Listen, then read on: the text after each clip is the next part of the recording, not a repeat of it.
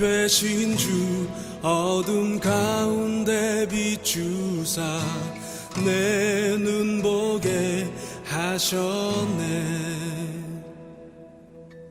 예배하는 선한 마음 주시고 참 소망이 되셨네.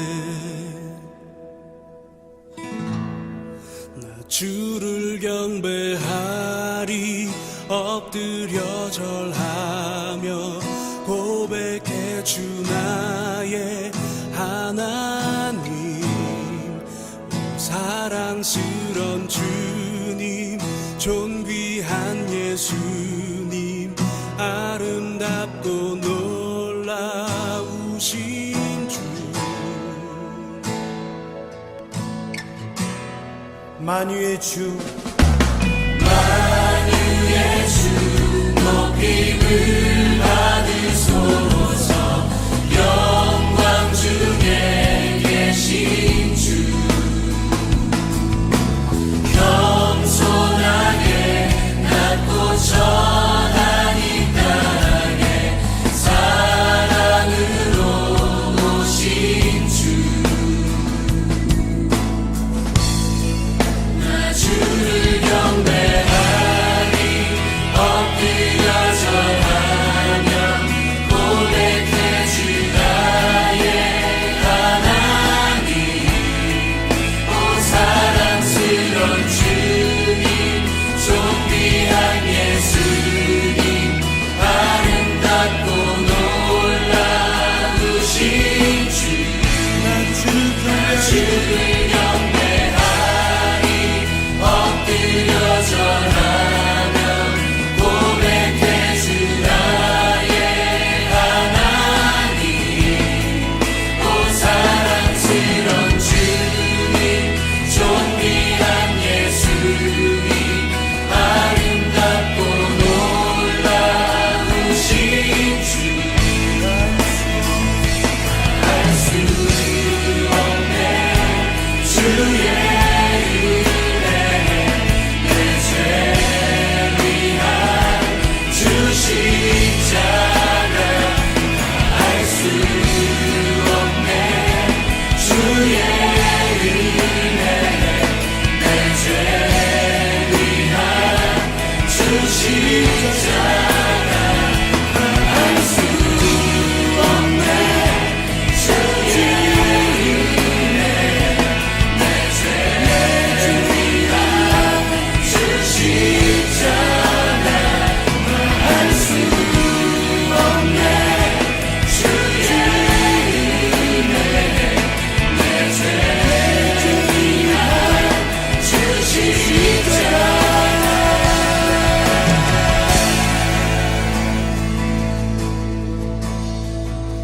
주를 경배하리 엎드려 절하며 고백해 주 나의 하나님. 오 사랑스런 주님 존귀한 예수님 아름답고 놀라우신 주. 나 주를 경배하리 엎드려 절하며 고백해 주 나의 하나님. 오 사랑스런 주님 존귀한 예수님 아름답고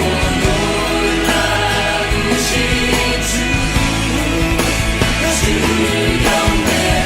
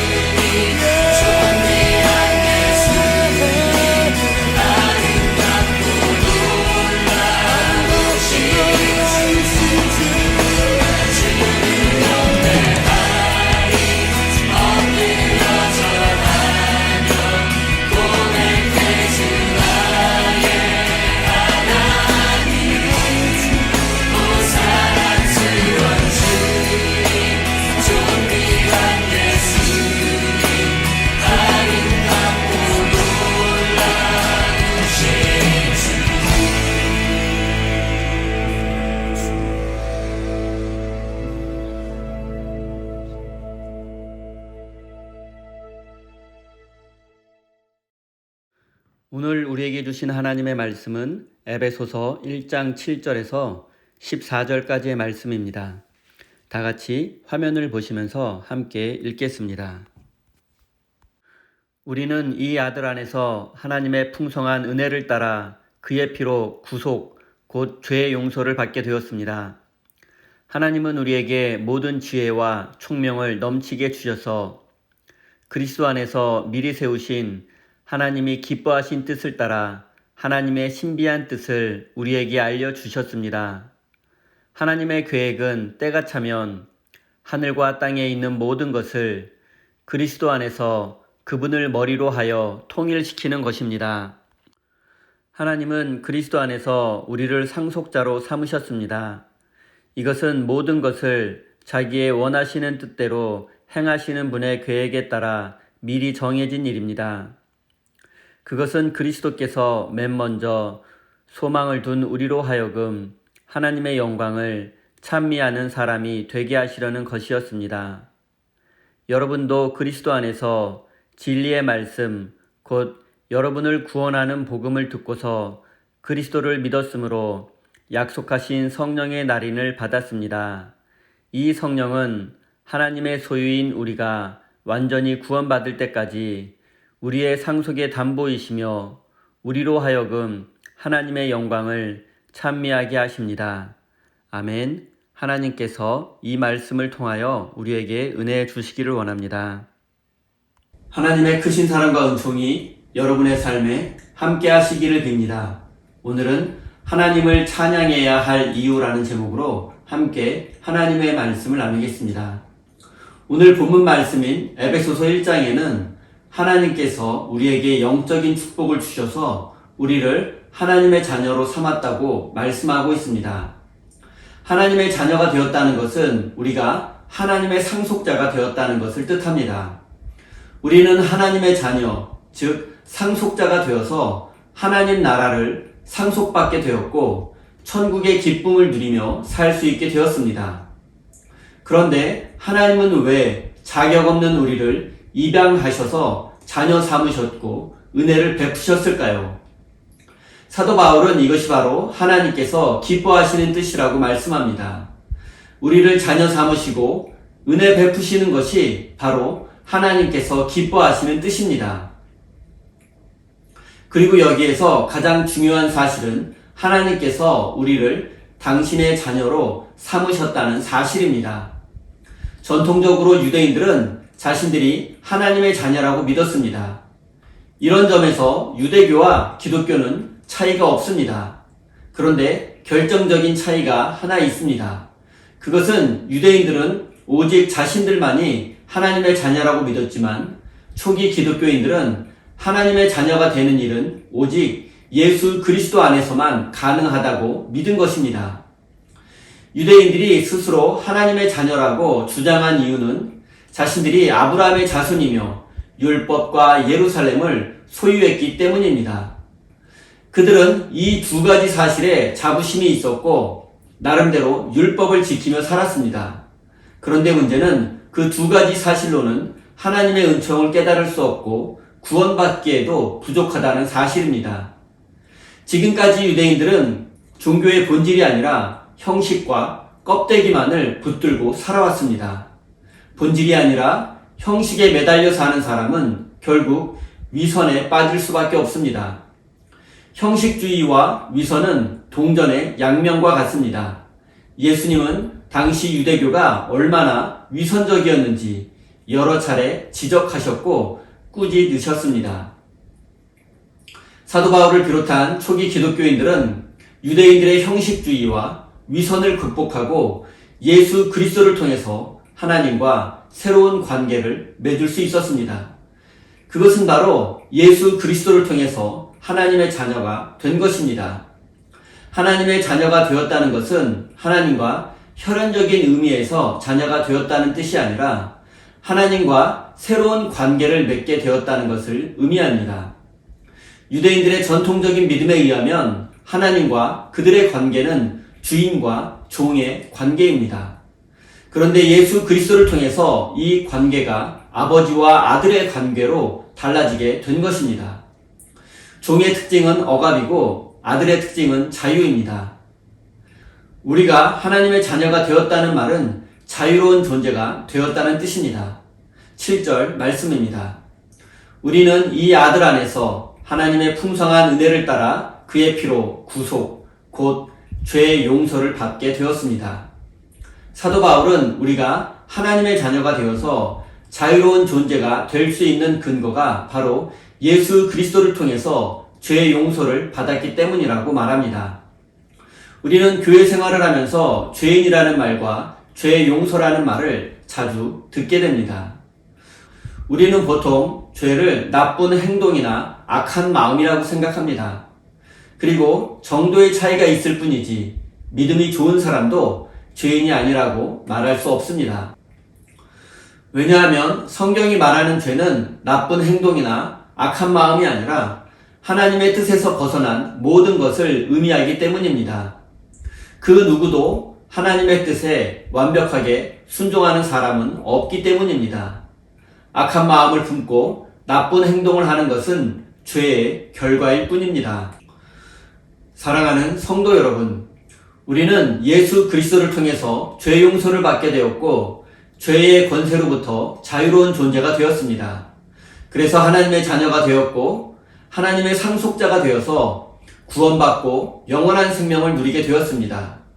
이것이야말로 하나님께서 우리에게 주시는 영적인 축복이라는 사실을 가슴 깊이 새기시기 바랍니다. 12절, 14절입니다. 그것은 그리스도께서 맨 먼저 소망을 둔 우리로 하여금 하나님의 영광을 찬미하는 사람이 되게 하시려는 것이었습니다.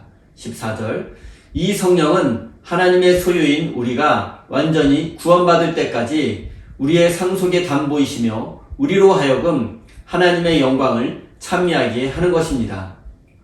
오늘 본문 말씀의 결론은 하나님의 영광을 찬양하라는 것입니다.